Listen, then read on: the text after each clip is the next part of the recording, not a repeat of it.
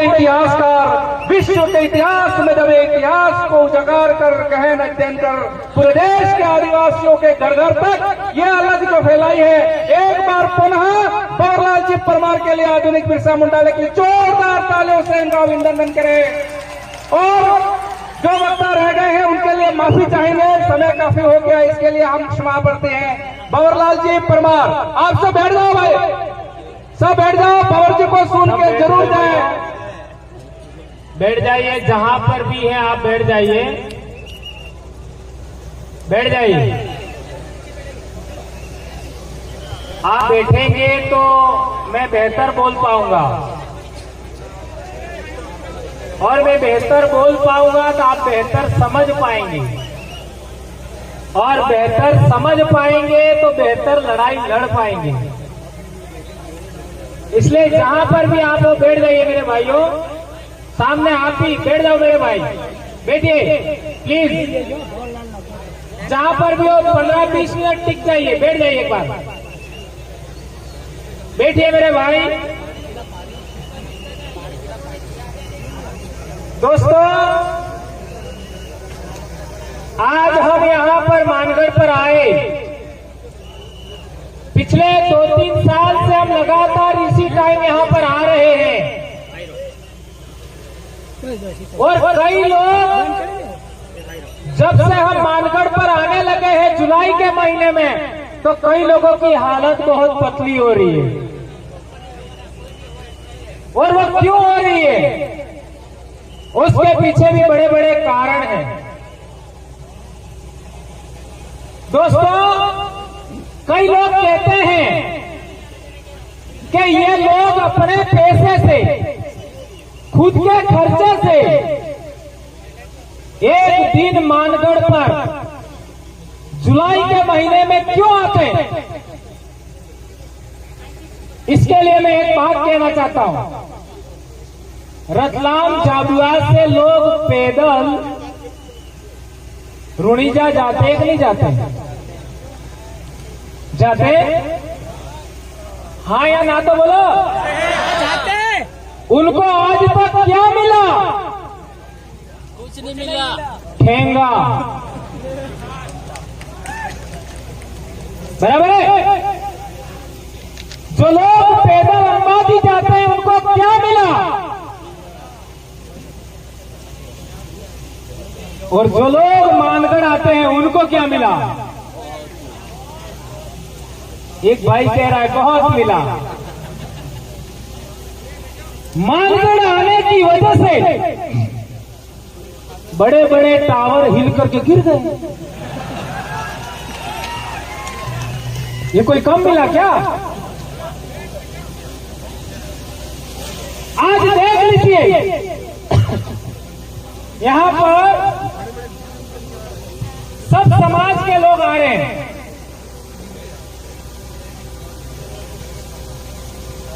कई लोग कहते थे कि आदिवासी परिवार सबसे ज्यादा राजपूतों का विरोधी है।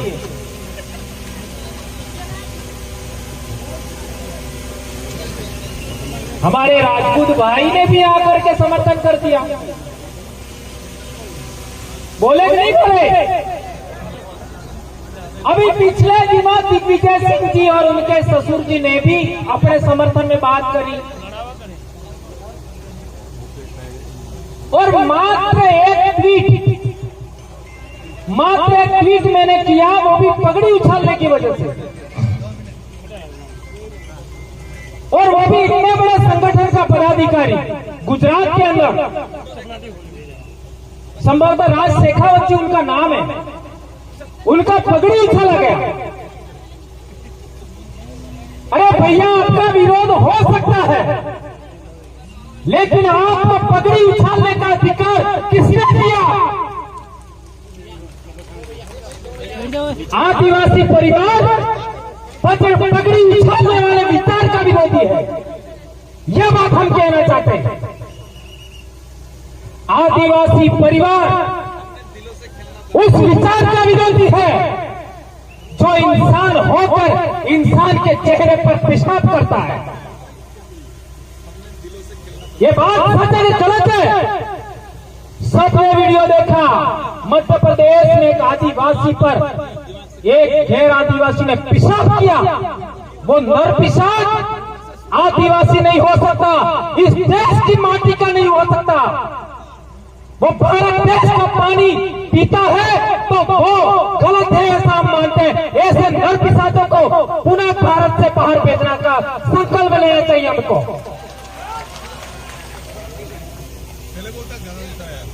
हमारे सिरोही के अंदर कार्तिक बिल को सिरोही धरने दे रहे हैं। कार्तिक परिवार उस परिवार गहलोत सरकार ने गहलोत सरकार को जाना पड़ा, और तो और जालोर भी हार गए। गहलोत साहब का बेटा। तो मेरे कहने का मतलब यह है, जो जो लोग हमारे विरोध में जाएंगे विलनो हराम है, हारोगा।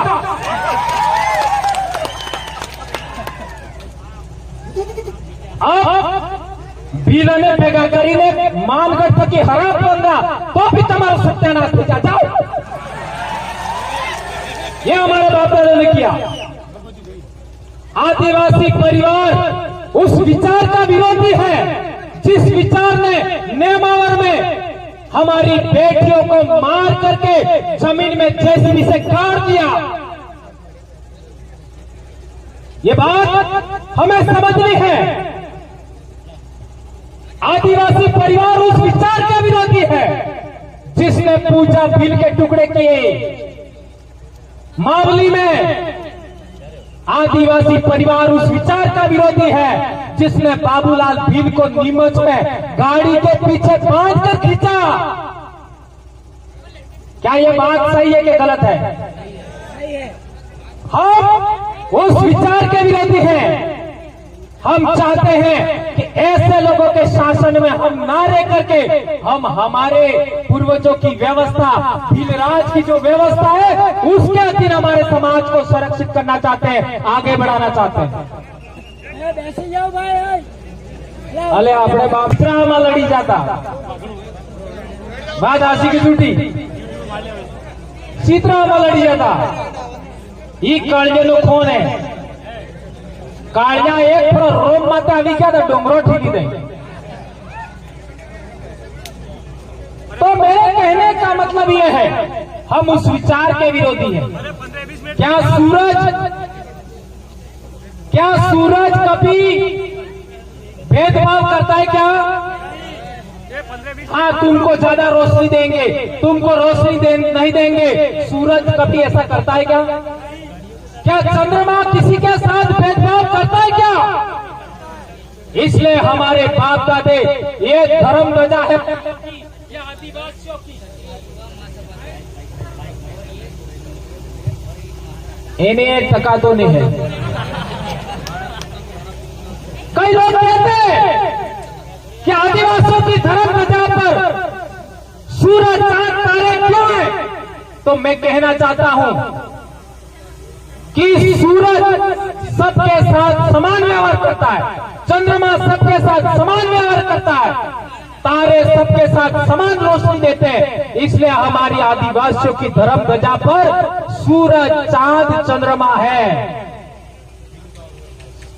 तो कई धर्म वालों ने सूरज अकेला ले लिया, लेकिन नहीं ले लिया और कहते हैं हम बड़े हैं,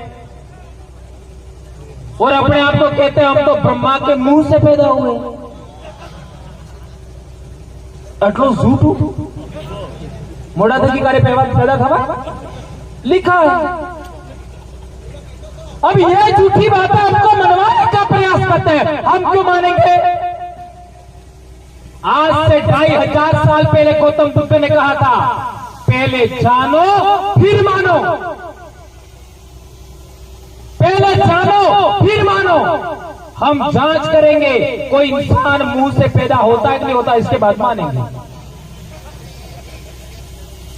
कई लोग तो ऐसे भी बोलते हैं, हमारा जज था राजस्थान का, मोर के आंसू से मोरनी गर्भवती होती, ऐसा क्या होता है? और एक भी आदिवासी इस बात को स्वीकार नहीं कर सकता, क्योंकि वो जंगल में रोज जानता है मुर्गी कैसे गर्भवती होती है, मोरनी। अब ऐसी कपड़ी बातें क्यों मानेंगे, यह बात समझने की जरूरत है। हम उस विचार के विरोधी हैं जो पानी पिलाने में भेदभाव करता है, जो खाना खिलाने में भेदभाव करता है, जो साथ बैठने में भेदभाव करता है। मैं आज से सभी राजपूत समाज के आदिवासी भाइयों को कहना चाहता हूं, खाने, बैठने और पानी पीने में भेदभाव त्याग दो। कल से आप यहां आओ, आधे तुम बोला आधे हम बोलते, चलो। खाने में भेदभाव नहीं, पानी में भेदभाव नहीं, बैठने में भेदभाव नहीं। क्यों? क्योंकि रिसर्च में यह प्रूव हुआ है कि डीएनए जांच हो जाए तो आधा हमारा समाज निकलेगा। क्यों? हमारे समाज का जो शासक वर्ग था उसको कन्वर्ट करके आज जिस तरीके से करवाया जा रहा है, उस तरीके कन्वर्ट करके हमारे समाज से अलग कर दिया। आज हमारे नेता हमारे समाज से अलग करके कन्वर्ट करके अलग किए नहीं किए, उसी तरीके हुआ है। इसलिए मैं कहना चाहता हूं, गणतंत्र का इतिहास पढ़ो, राजतंत्र का इतिहास पढ़ो तो समझ में आएगा। हमारे पूर्वजों ने राजस्थान में हल्दी घाटी में हमारे राणा प्रताप को साथ दिया। हकीम खां सूर जो मुस्लिम समाज से थे उन्होंने साथ दिया।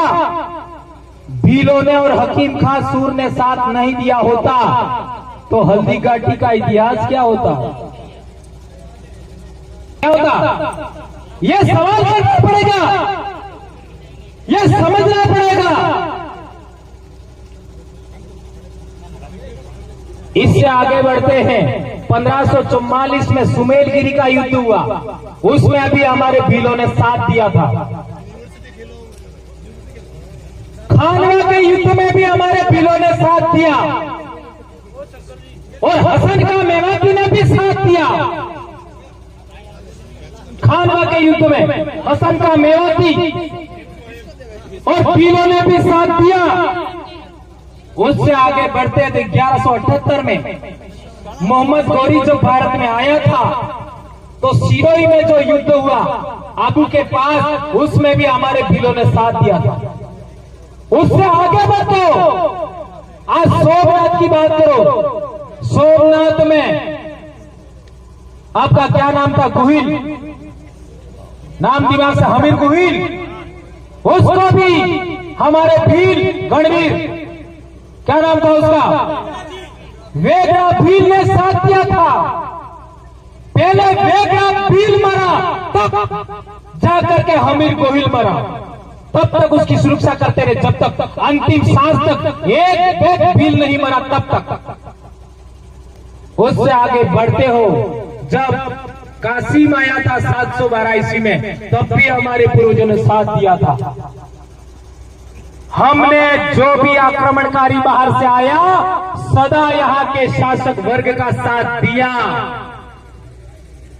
लेकिन तुमने हमारे साथ क्या किया, ये अब कोई रोक नहीं सकता, और भंवरलाल परमार को तो रोका ही नहीं जा सकता।